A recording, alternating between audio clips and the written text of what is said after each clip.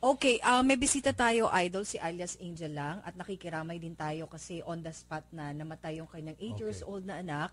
Kaya nga gusto niyang mapaimbestigahan. Actually, may criminal case nang kaso, kaya nga lang, idol, gusto niyang malaman kung talaga nga bang nagkaroon ng pagkakamali ang pulis na matapos na maaresto yung truck driver na nakasagasa sa kanyang anak, yung suspect, hindi daw ito kinulong noong mismo araw na mahuli, noong March 4 ng 12:15. Okay, alias lamang to Angel. Magandang hapon po, ma'am. Magandang hapon po. So, gusto niyo lang pong malaman anong nangyari, ba't pinakawalan po yung driver? Opo. Hindi ho ba kayo nagkipag-usap, nakipag-areglo? Kasi yan ang palaging sasabihin ng mga polis. Nag-uusap yung dalawa eh. Tapos ngayon, nakiusap sa amin na wag na ituloy kasi nagkabayaran na, kaya hindi na namin kinulong. Wala ho bang ganon? Wala pong ganun. Wala pong ganun na nangyari. Wala Hindi pong nyo usapan. nakausap yung kabilang panig. Wala po, nakipag-usap hindi sa po. inyo. Wala talaga totally. Wala po. So gusto niyo malaman bakit ho pinakawalan yung driver sa kabila ng anong nangyari sa anak niyo? Nasagasaan po, na hit and run Nasaan po. yung anak niyo? Nailibing ko. Ay, sorry. Nailibing Okay. na po. O lalo pa, kung may namatay, lalo pa, dapat yung truck naka-impound, yung driver nakakulong.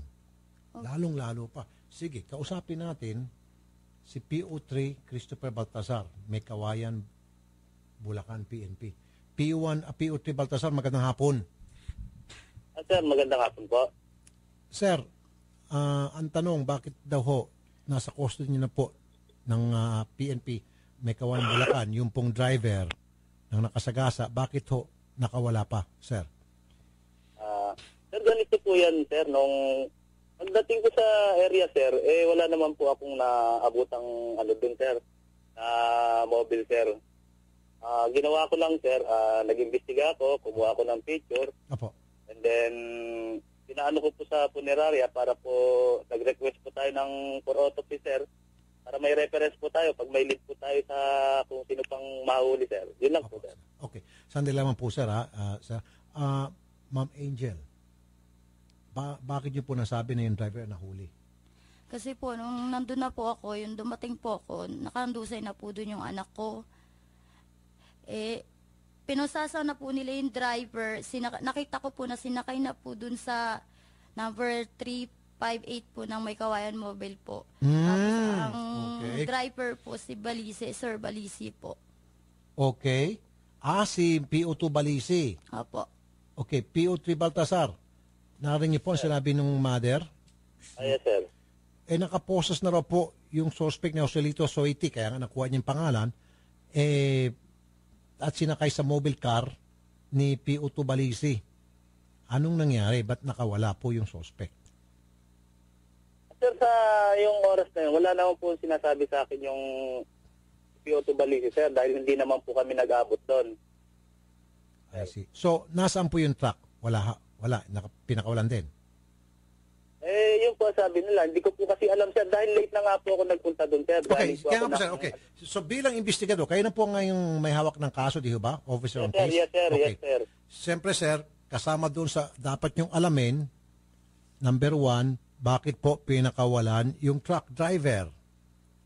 It's part of your job para ilagay mo po sa report na on this so and so, ang suspect ay si ganito at nahuli siya and karugtong noon, bakit nakawala? Bali, sir, nag-follow up po tayo, sir. Nakuha po yung plate number, sir. Then, nung nakuha po yung plate number, inerify po namin sa LTO.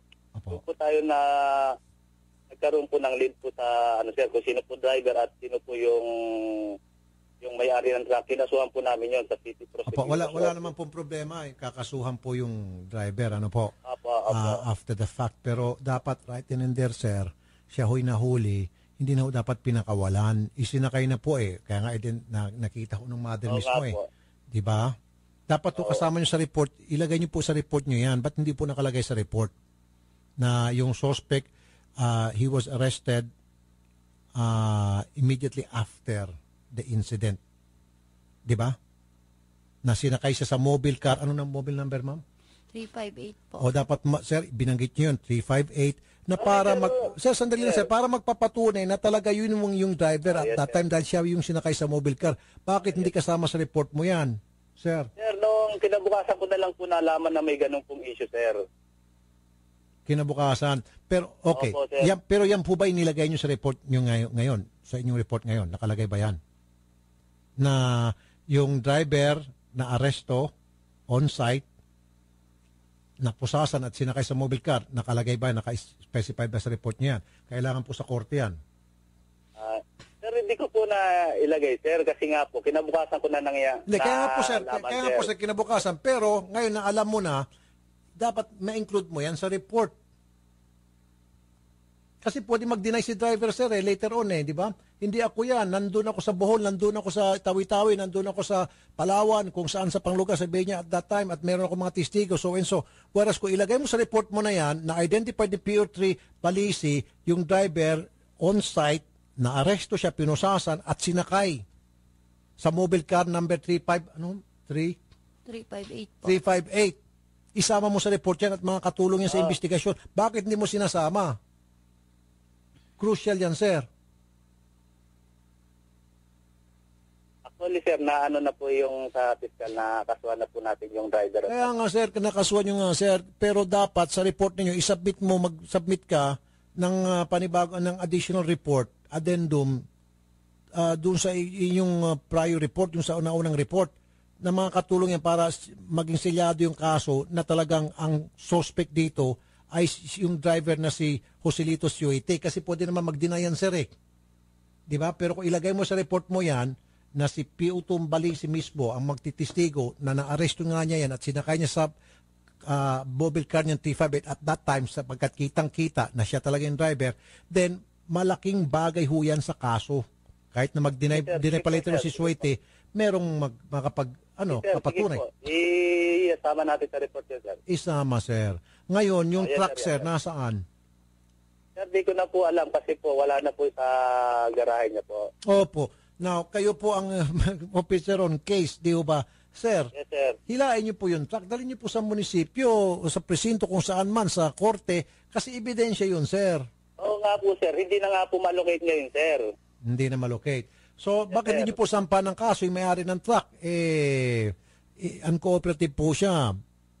Di ba? Sir, kasama po siya sa demanda, sir. Yung may-ari po ng truck, sir. Ah, Yung po okay. sa item, Sige. sir. Very good, very good. So, ano matawag nun, Nis? Yung hindi nagko-cooperate? Yung kaso sa isang crime ginagawa? Anyway, sige. So, pati yung kinakasuhan nyo na po, sir.